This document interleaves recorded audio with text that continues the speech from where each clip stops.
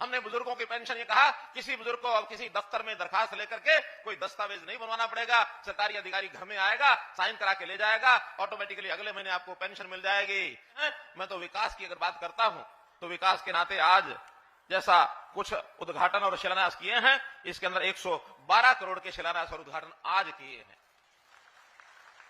सारे इसी विधानसभा क्षेत्र के हैं। और अगर मैं पूरे 9 साल का आपको हिसाब बताता हूं तो मुझे जो आंकड़ा बताया गया है, भिवानी जिले के अंदर हमने 13,800 करोड़ रुपया मंजूर किया, जिसमें से 10,400 करोड़ रुपया लग चुका है, बाकी सब पाइपलाइन में है। अकेले लोहारू विधानसभा में 3,927 करोड़ रुपया मंजूर किया, जिसमें से अभी 2,421 करोड़ रुपया ये लग चुका है और बाकी 1,500 करोड़ रुपए के काम अभी पाइपलाइन में भी चल रहे हैं। चाहे वो किसानी का विषय हो, चाहे वो पानी का विषय हो, चाहे सड़कों का विषय हो, चाहे गांव की और सारी बातों का विषय हो। गांव-गांव में मैं घूम के गया हूं जनसंवाद में, तो मुझे भी संतोष हुआ है कि हमने जितनी योजनाएं बनाई हैं, बहुत व्यवस्था परिवर्तन की योजनाएं हमारी बनी हैं, सबका लाभ गांव में मिल रहा है, इसका मुझे संतोष है। हमने बुजुर्गों की पेंशन ये कहा, किसी बुजुर्ग को अब किसी दफ्तर में दरखास्त लेकर के कोई दस्तावेज नहीं बनवाना पड़ेगा, सरकारी अधिकारी घर में आएगा, साइन करा के ले जाएगा, ऑटोमेटिकली अगले महीने आपको पेंशन मिल जाएगी। ऑटोमेटिक पेंशन 60 साल के बाद शुरू हुई कि नहीं?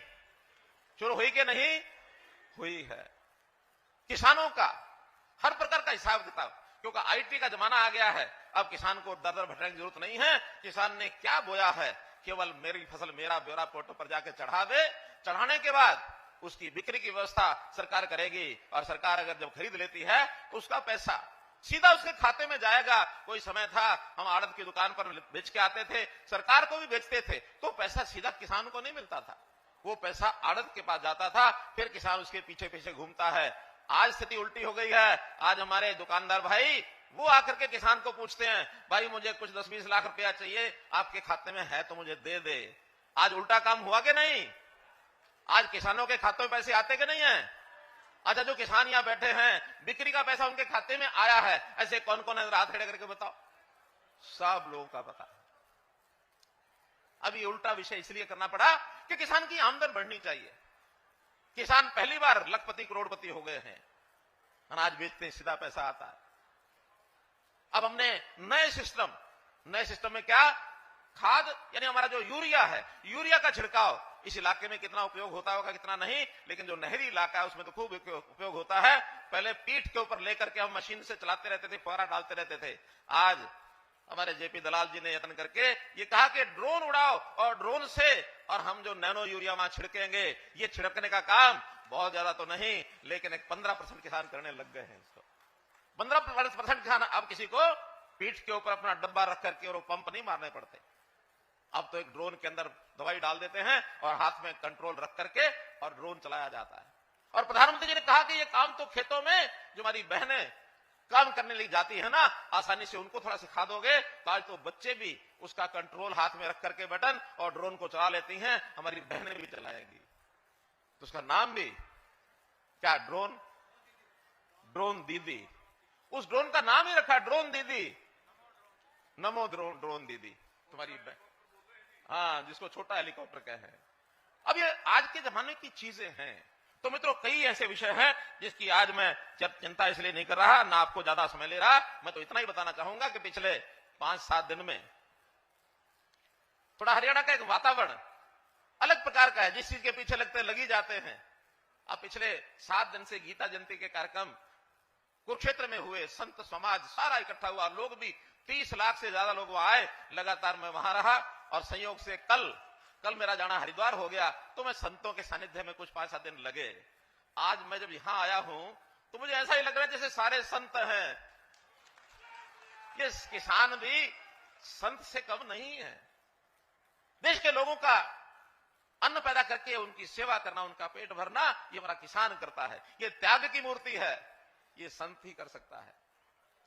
और वैसे एक बात और, पता नहीं आपको पता है कि नहीं है, चौधरी चरण सिंह जी जो संत कबीर हमने सबने नाम सुना है, सब जयंती मनाते हैं, संत कबीर के अनुयायी थे। और संत कबीर के अनुयायी से बहुत प्रभावित होने के नाते से उनकी बड़ी मान्यता थी कि जिस प्रकार के समभाव से संत कबीर काम करते थे, उसी समभाव से चौधरी चरण सिंह जी करते थे। उसी संभाव से हमारा किसान बंधु सब करते हैं। मैं एक बार संत कबीर जी की जयंती में चला गया तो वहां एक दोहा उनके पढ़ के उनका सुनाया गया मुझे। कबीरा खड़ा बाजार में सबकी मांगे खैर, ना काऊ से दोस्ती ना काऊ से। मुझे बड़ा अच्छा लगा और मैं बड़ा प्रभावित हुआ। मैंने कहा यही काम तो हमने करना है सबने मिलके। और उसी दिन मैंने तय किया कि मेरा जो आवास चंडीगढ़ में होगा उसका नाम भी आज से संत कबीर कुटीर रहेगा। उस दिन बोर्ड लगवा दिया जाके। तो बहनों भाइयों, हम इस प्रदेश की सेवा हर व्यक्ति की करना चाहते हैं। कुछ लोग मुझे थोड़ा सा ताना मारते हैं कि इसका तो घर ही नहीं है, इसका तो परिवार ही नहीं है। मैं उस समय थोड़ा सा विचलित नहीं होता हूं। मैं थोड़ा विचार करता हूं, तब लोगों को बताता हूं कि भाई मेरा परिवार तुम्हारे परिवार से बड़ा है। मेरा ये हरियाणा प्रदेश, इस हरियाणा प्रदेश का 2 करोड़ 80 लाख लोग ये मेरे परिवार के सदस्य हैं। इनकी सेवा करना मेरा काम है। तो इन सेवा करने के लिए बहुत योजनाएं चलाई हमने। उन योजनाओं की बजाय मैं तो इतना कहूंगा कि हमारे किसान बंधुओं जागरूक होकर के आगे बढ़ना सीखो। सुभाष बराड़ जी ने कहा कि हमको अपना दुश्मन पहचानना चाहिए। अब उस नाते से कुछ लोग ऐसे हैं जो इस किसानों के साथ, किसानों के हक की राजनीति जो जनसंघ ने की, किसानों के हक की राजनीति हमको करनी चाहिए, लेकिन किसानों के साथ राजनीति नहीं करनी चाहिए। कुछ लोग किसानों के इश्यूज को लेकर के अपनी अपनी राजनीति करते हैं, किसानों के साथ राजनीति करते हैं। ऐसे लोगों से सावधान रहना चाहिए। और ये जो हर जगह जाकर के किसानों का नाम लेंगे और कुछ ना कुछ उल्टी सीधी बात करते हुए कहीं धरना देंगे और कहीं प्रदर्शन कराएंगे, कहीं रास्ते रोकेंगे, इन चीजों से हमको सावधान रहना है। आखिर किसान का लाभ कौन करता है, किसान की आय कौन बढ़ा रहा है? नरेंद्र मोदी जी ने कितने ही ऐसे कार्यक्रमों को दिए कि किसान की आय डबल करनी है। और उसमें भी जो गरीब किसान है, उस गरीब किसान के नाते हम हर किसी का सहयोग करते हैं। किसान का बेटा ये कैसे उद्योग में चला जाए, कैसे ये हमारे छोटे छोटे काम है उनको आगे बढ़ाते हुए किस प्रकार से टमाटर का और जो रेसिपी है वो बनाना ही सीख ले, किस प्रकार से अचार बनाना है सीख ले, ताकि मार्केट में जाकर के बेचना शुरू करे। छोटा किसान केवल खेती पर नहीं निर्भर रह सकता, वो अपनी और कमाई को करना शुरू करेगा तो निश्चित रूप से वो आगे बढ़ेगा। तो हम लोग मिलकर के और उन लोगों को भी जवाब देना है जो किसानों के नाम से राजनीति करते हैं। अंत में मैं इतनी बात आपको कहकर के अपनी बात को समाप्त करूंगा कि जेपी दलाल जी ने कुछ विषय हमारे सामने रखे हैं कि इस इलाके में कुछ और डिमांड्स हैं या कुछ किसानों को मान सम्मान बढ़ाने के लिए कुछ बातें इन्होंने रखी हैं।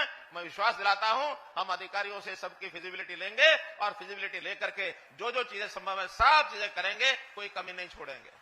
आज भिवानी जिला और उसमें लोहारू विधानसभा हरियाणा के सब जिलों में सबसे ज्यादा हमने काम कराए हैं, सबसे ज्यादा मुख्यमंत्री घोषणाएं यहां हुई हैं और उसमें भी लोहारू नंबर 1 पर है। और इसको आगे बढ़ाने के लिए जो डिटेल आप उनको देंगे उस नाते से आपके काम कराएंगे, कहीं कोई कठिनाई नहीं। इतनी बड़ी संख्या में रैली नहीं रैला आपने किया है, आपका बहुत बहुत आभार, बहुत बहुत